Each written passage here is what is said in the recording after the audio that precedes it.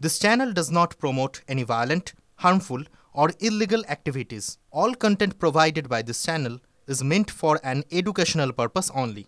Cancer Healer Center, a new beginning.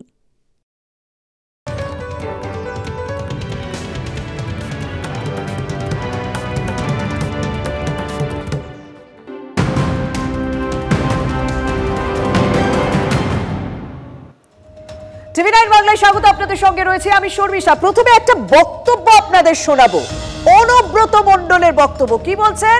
বলছেন নিজের সেবা করবেন না, মানুষকে সেবা দিন, মানুষের কাজ করুন, তবেই আপনার মঙ্গল হবে। হিতমপুরের রাজ পরিবারের পুজোর উদ্বোধনে গিয়ে বললেন অনুব্রত মণ্ডল। দলীয় কর্মীদের শৃঙ্খলার পাঠ বীরভূমের তৃণমূল জেলা সভাপতির। অনেক আগে থেকে দলটা করছি, একটাই চিন্তাধারা, মানুষের উপকার করতে হবে, মানুষের পাশে থাকতে হবে, মানুষকে সহযোগিতা করতে হবে। এটা ছাড়া আর কিছু বুঝি না। যারা এখানে এসছেন সব অঞ্চল প্রেসিডেন্টরা আছেন, লোভার প্রধান আছেন, সব প্রধানরাও আছেন। সবাই কি বলবো, মানুষের কাজ করুন, মানুষকে সেবা দিন, তবেই আপনার ভালো হবে, তবেই আপনার উন্নয়ন হবে। নিজের সেবা করবেন না, মানুষকে সেবা দিন, মানুষের কাজ করুন, মানুষের পাশে থাকুন। অনুব্রত মণ্ডল বীরভূমের জেলা সভাপতির মুখে দলীয় কর্মীদের শৃঙ্খলার পাঠ দিচ্ছেন এবং তিনি বলছেন মানুষের সেবা করুন, নিজের সেবা করবেন না। আমার সঙ্গে রয়েছেন বিজেপি নেতা জগন্নাথ চট্টোপাধ্যায়। জগন্নাথ দা, স্টুডিও থেকে শর্মিষ্ঠা কথা বলছি। অনুব্রত মণ্ডল দলীয় কর্মীদের শৃঙ্খলার পাঠ দিচ্ছেন, কিভাবে দেখছেন? অনুব্রত মণ্ডলকে তো আমরা যারা বীরভূমের মানুষ তাকে বোমাব্রত মণ্ডল হিসেবেই দেখেছি, আপনারাও তাই দেখিয়েছেন। কিন্তু এখন বোমাব্রত যে সেবাব্রত হয়েছে তা আজকে জানলাম। মা সরস্বতীর অশেষ কৃপা যে তার উপরে বর্ষিত হয়েছে, তো তিনি এখন অনুশাসন, শৃঙ্খলা এসব কথা বলছেন, তা ভালো। আমার মনে হয় তিহারে ইডি সিবিআইয়ের পাঠটা বেশ ভালোই, সহজ পাঠটা বেশ ভালোই হয়েছে। তাই মা সরস্বতী তিহারেই কৃপা করেছেন। তিহার থেকে বেরিয়ে আসার পর এখন অনুব্রত, মাঝখানে বোমাব্রত, তিনি এখন সেবাব্রত এই অবতারে আবির্ভূত হয়েছে। ভালো, মা সরস্বতী তার মঙ্গল করুন। ধন্যবাদ। আমরা কথা বললাম জগন্নাথ চট্টোপাধ্যায় বিজেপি নেতার সঙ্গে। আর বীরভূমের জেলা সভাপতি অনুব্রত মণ্ডল, তার একের পর এক বক্তব্য, যে বক্তব্যের জন্য বারবার বিতর্ক তৈরি হয়েছে। হঠাৎ করে তার এই দলীয় কর্মীদের শৃঙ্খলা পাঠের বক্তব্য এবং মানুষের সেবা করার বক্তব্য স্বাভাবিকভাবে বিরোধী রাজনৈতিক দলগুলি একটু সমালোচনাই করছেন। অনুব্রত মণ্ডল কি বলেছেন আরো একবার শুনুন। অনেক আগে থেকে দলটা করছি, একটাই চিন্তাধারা, মানুষের উপকার করতে হবে, মানুষের পাশে থাকতে হবে, মানুষকে সহযোগিতা করতে হবে। এটা ছাড়া আর কিছু বুঝি না। যারা এখানে এসছেন সব অঞ্চল প্রেসিডেন্টরা আছেন, লোভার প্রধান আছেন, সব প্রধানরাও আছেন। সবাই কি বলবো, মানুষের কাজ করুন, মানুষকে সেবা দিন, তবেই আপনার ভালো হবে, তবেই আপনার উন্নয়ন হবে। নিজের সেবা করবেন না, মানুষকে সেবা দিন, মানুষের কাজ করুন, মানুষের পাশে থাকুন।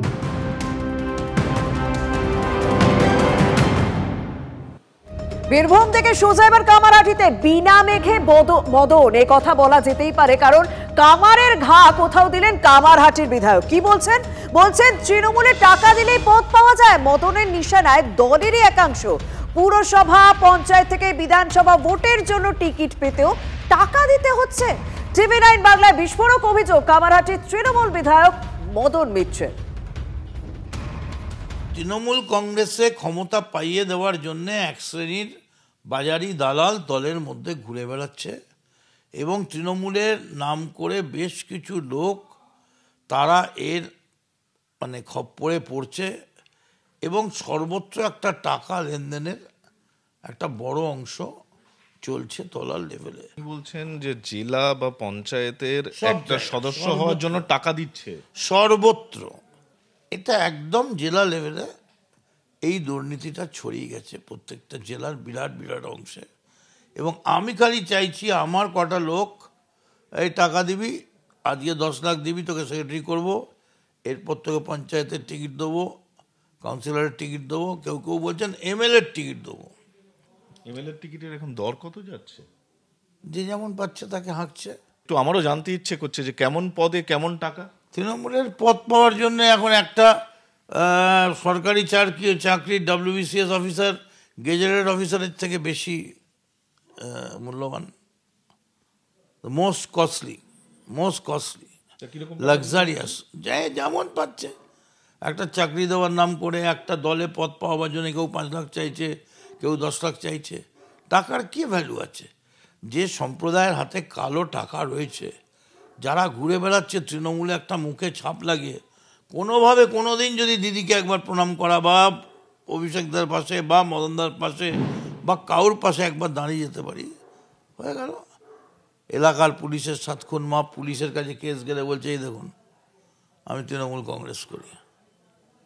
ফলে আমি এটাই বলতে চাইছি, 26-এর আগে ভয়ঙ্করভাবে আমাদের, কারণ আমরা যা করব তার দায় দায়িত্ব গিয়ে পড়বে দলের সর্বোচ্চ নেতৃত্বের উপরে।